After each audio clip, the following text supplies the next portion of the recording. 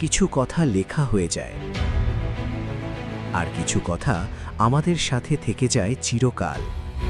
গল্প আমাদের চিন্তাভাবনাকে রূপ দেয়, কবিতা নীরবতাকে ভাষা দেয়। আর ভাবনাগুলোর ক্ষমতা আছে আমরা যা হয়ে উঠি তা বদলে দেওয়ার। এটি কেবল লেখার চেয়েও বেশি কিছু। এটি অনুভূতি, এটি অর্থপূর্ণ, এটি আরও গভীর কিছুর সন্ধান। পৃষ্ঠাগুলির সীমানা ছাড়িয়ে, সাধারণের গণ্ডি পেরিয়ে আপনাকে স্বাগত রাইটিং বিয়ন্ডে।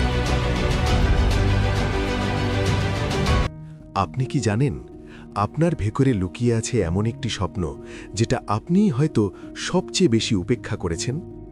আমরা সবাই স্বপ্ন দেখি, কিন্তু খুব কম মানুষই সেই স্বপ্ন অনুসরণ করার সাহস দেখায়।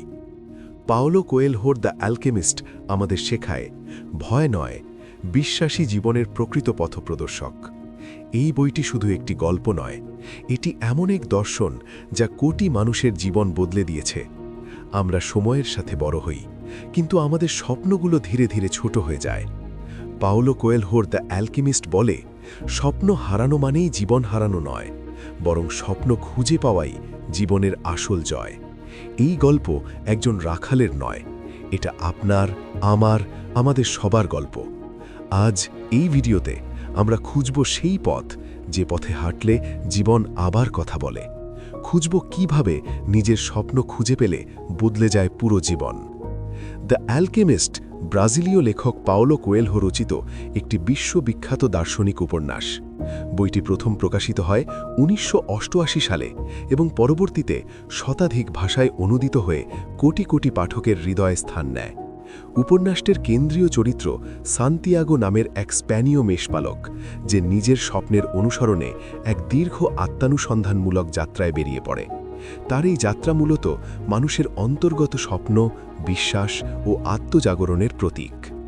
পাওলো কোয়েলহো তার লেখায় জীবন, আত্মা ও মহাবিশ্বের গভীর সম্পর্ককে অত্যন্ত সহজ ও কাব্যিক ভাষায় প্রকাশ করেছেন। দ্য অ্যালকেমিস্ট আমাদের শেখায় যে প্রতিটি মানুষের জীবনে একটি বিশেষ লক্ষ্য বা পার্সোনাল লেজেন্ড রয়েছে। লেখক বিশ্বাস করেন, মানুষ যদি আন্তরিকভাবে নিজের স্বপ্নকে অনুসরণ করে, তবে সমগ্র বিশ্ব তাকে সহায়তা করে। এই বইয়ে ভয়, ভালোবাসা, ত্যাগ ও বিশ্বাসের মাধ্যমে আত্মোন্নয়নের পথ দেখানো হয়েছে। পাওলো কোয়েলহো আধুনিক সময়ের অন্যতম প্রভাবশালী দার্শনিক সাহিত্যিক হিসেবে স্বীকৃত। দ্য অ্যালকেমিস্ট শুধু একটি গল্প নয়, বরং এটি জীবনের অর্থ অনুসন্ধানের একটি গভীর দার্শনিক দিক নির্দেশনা। জীবন ও আত্মানুসন্ধানের 10টি মূল দর্শন বিষয়ে সংক্ষেপে বইটির বক্তব্য আমাদের জীবনকে নতুন রূপে দেখতে, ভাবতে ও যাপন করতে অনুপ্রাণিত করতে পারে। আসুন জেনে নিই বইটির জীবন ও আত্মানুসন্ধানের 10টি মূল দর্শন। 1. নিজের স্বপ্নই মানুষের প্রকৃত পরিচয়। Personal legend. প্রত্যেক মানুষের জীবনে একটি স্বতন্ত্র স্বপ্ন বা পার্সোনাল লেজেন্ড থাকে। এই স্বপ্ন অনুসরণ করাই জীবনের আসল উদ্দেশ্য। যখন মানুষ নিজের স্বপ্নকে অগ্রাহ্য করে, তখন সে নিজের অস্তিত্বকেই অস্বীকার করে। 2. মন থেকে কিছু চাইলে পুরো মহাবিশ্ব সহযোগিতা করে। এই বইয়ের সবচেয়ে শক্তিশালী বার্তাগুলোর একটি হল, মন থেকে চাইলে বিশ্ব তোমাকে সহায়তা করে। এটি কেবল ভাগ্যের কথা নয়, বরং দৃঢ় বিশ্বাস ও কর্মের সমন্বয়। বিশ্বাস মানুষকে সাহসী করে তোলে। 3. ভয়ই স্বপ্নের সবচেয়ে বড় শত্রু।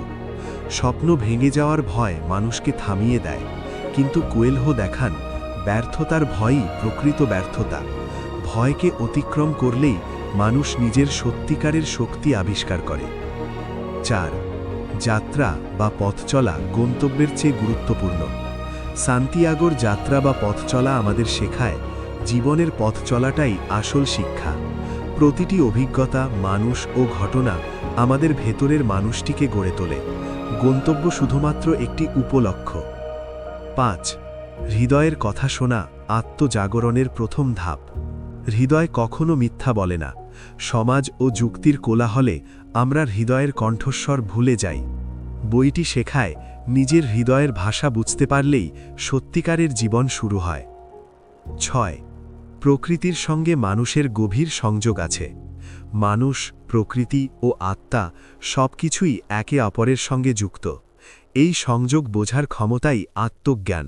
প্রকৃতিকে বুঝতে পারা মানে নিজেকেই বুঝতে পারা। 7. ভালোবাসা কখনো স্বপ্নের পথে বাধা দেয় না, বরং তা আরও সাহসী করে তোলে। ফাতিমার চরিত্র এই নিঃস্বার্থ ভালোবাসার প্রতীক। 8. পরীক্ষা ছাড়া জ্ঞান পূর্ণ হয় না।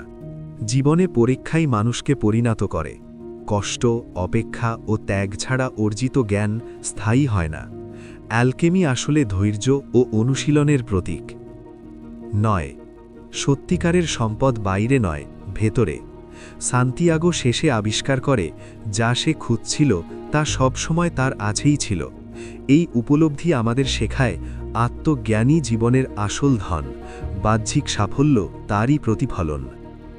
10. নিজের পথ খুঁজে নেওয়াই জীবনের সর্বোচ্চ সাধনা।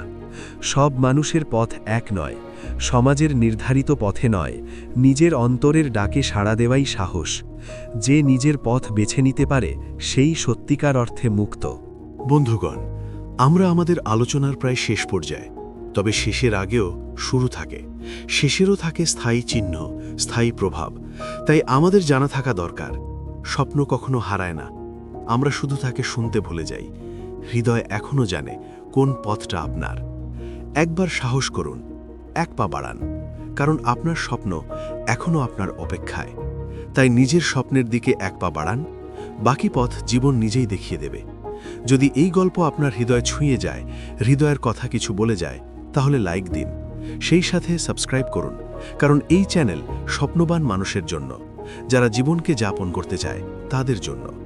একজন স্বপ্নবান মানুষ হিসাবে স্বপ্নের ফেরি করতে সমর্থন করুন। সবাই ভালো থাকুন, সুস্থ থাকুন, সাথে থাকুন। দেখা হবে সামনের কোনো পর্বে নতুন কোনো বিষয় নিয়ে। সবার জন্য অফুরন্ত শুভেচ্ছা।